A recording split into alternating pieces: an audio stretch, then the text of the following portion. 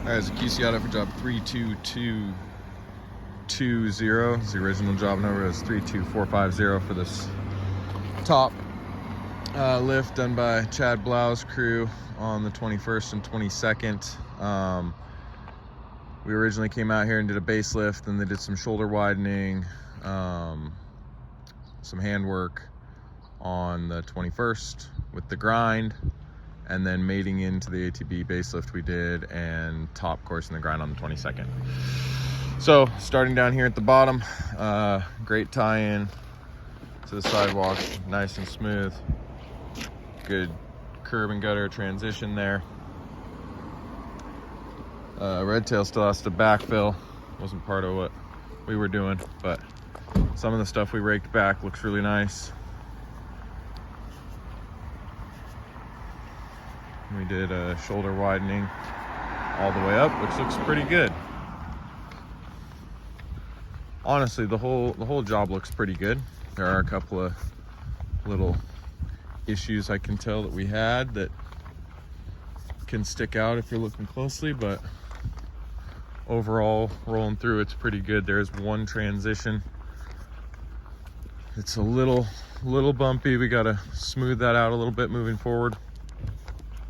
And looking up this edge, you know, it looks really in and out, but with the different depths this was excavated before we got here, and trying to get that line straight, the bottom looked just like this until it was restored with rock. So this will look a lot straighter than it appears just because of the sides of the edges, but it looks pretty dang good.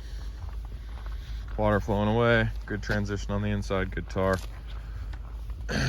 Coming up and mating into this driveway that we put in day one, a little high, humping up just before the driveway, but not bad.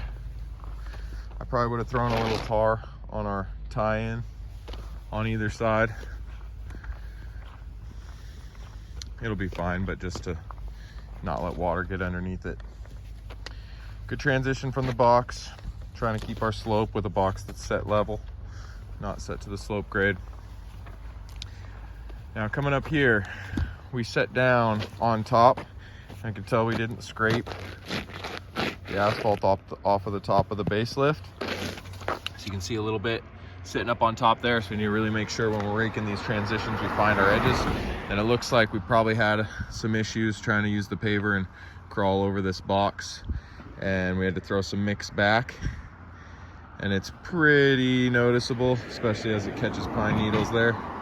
So we just got to make sure when we do have to throw back like that, we are torching and trying to happy feed it in, you know, step the lines in so that smooths in. This pave looks pretty darn good. Obviously had some stuff stuck to the bottom of the screed there that came off, but not much we can do about that. Once the new paver comes in, that'll fix that problem. And this edge looks really nice. I mean, that's a really good straight edge. So good job tamping that and making it nice and straight on the rake side of things. This will look real nice once the rock gets put up to the edges like it's supposed to be. Okay, coming up to this grind transition. This is the one that's a little high. I can hear a car coming behind me. We'll see him come up this, but there's a slight hump there. You can hear it. So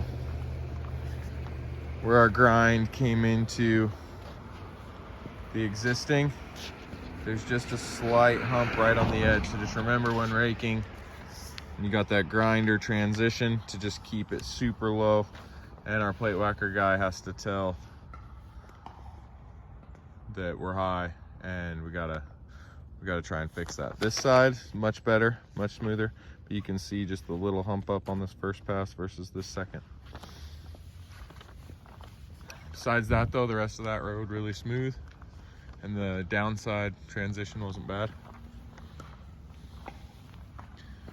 Tie-in seams are pretty good. Here's a set down though, where we set our screed down and pulled off. You can tell we had to pick up and reset for some reason, and we're not quite the same kind of roll down and then roll up a little bit and then roll back down into this. Now I know we did the handwork first, and the ramp looks really nice. Good little asphalt ramp that we've installed here. Looks really nice, but thinking ahead, doing this day one, we do need to confirm that we're going to be at a high enough elevation so day two when we tie in, we don't run into what we have right here. Now, it happens to be fine because water can run out into the rock. Not a big deal, and most of the water is going to be caught by that catch basin anyway, so there's going to be hardly any water running down this. But thinking ahead, just building that up a little will really help when you come back through to not have to, you know, you can tell we had to rake that down versus the height of our pave would have been about 2 inches higher than where that ramp transitioned in. Aside from that though, the rest looks pretty good. We got a good transition into our curb and gutter. A little high, but much better to be a little high than a little low. Doesn't feel weird at all. And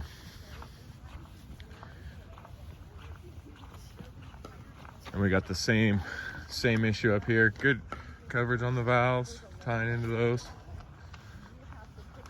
And a nice transition up at the top. I'll get to that in a minute, but this is one that when we come back to do the top lift, we might have to cut into this a little bit.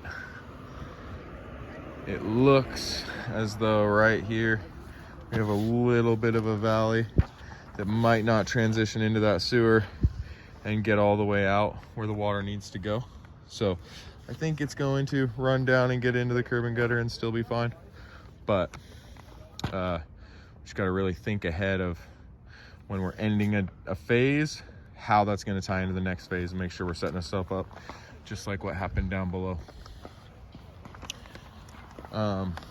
Again, nice curb and gutter transitions, smooth through.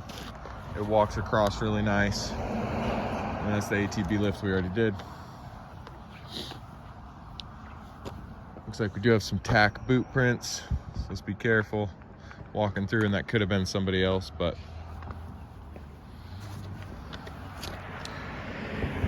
yeah, this top looks pretty darn good. Little asphalt walkway we had to do. So this thing's money. Great transition points on both sides, so nice work, and it just looks really good. And then the inspector was worried about how this transition was going to work into this curb and gutter, and I think it looks really nice.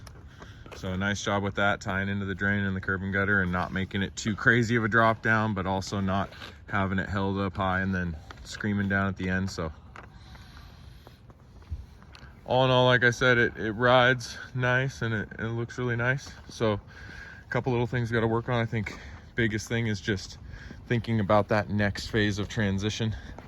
And then there's just a couple of our edges that are a little high here and there. Just keep that communication up between the raker and the plate whacker guy, and we'll just keep getting better. But I know this was a pretty long, crazy day trying to get off the road and not being able to, and good job for finishing it up, sticking with it. And the temp tape looks really good, by the way, too. From here, it looks like a striped line. So nice work.